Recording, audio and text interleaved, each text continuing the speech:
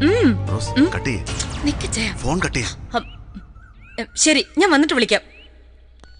എന്താ ചായ? ഇപ്പൊ നമ്മൾ പറയുന്ന ഓരോ വാക്കുകളും ശ്രദ്ധിക്കണം. ഫോൺ കോൺഫറൻസ് മോഡിലാണോ ലൗഡ് സ്പീക്കറിലാണോ എന്നൊന്നും നമുക്കറിയാൻ പറ്റില്ല. ഇവിടുന്ന് പോകുന്നതുവരെ ഫോൺ സ്വിച്ച് ഓഫ് ചെയ്തേക്ക്. അതാ നല്ലത്.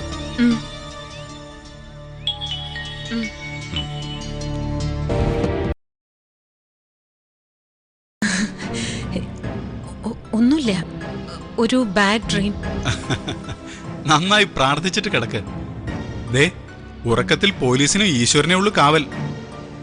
പിന്നെ സ്വപ്നങ്ങളെല്ലാം പാഴ്സ്വപ്നങ്ങളാവണമെന്നില്ല. ചിലത് അതേപോലെ തന്നെ സംഭവിച്ചൊന്നും ഇരിക്കും.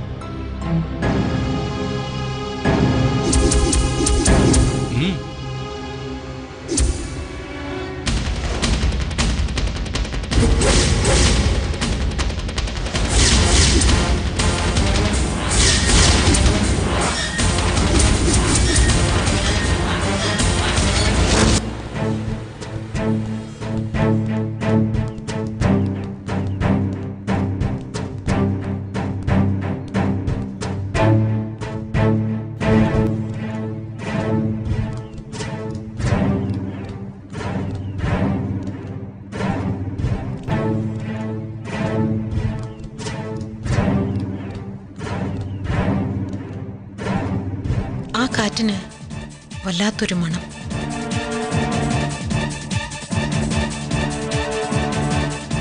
It smells like blood.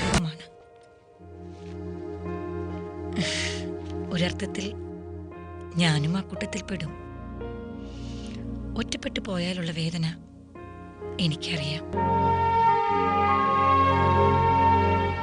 കേട്ടോ അബി, 4 മാസം മുമ്പ് നമ്മുടെ വാരികയിലേക്ക് മലയാറ്റൂരിന്നൊരു കത്ത് വന്നായിരുന്നു. എന്താ കാര്യം?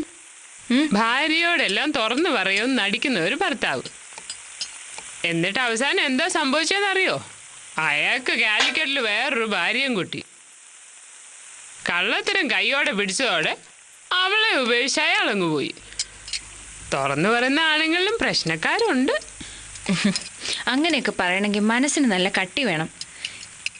എൻ്റെ അനന്തന് മനക്കെട്ടി കുറച്ച് കുറവാ.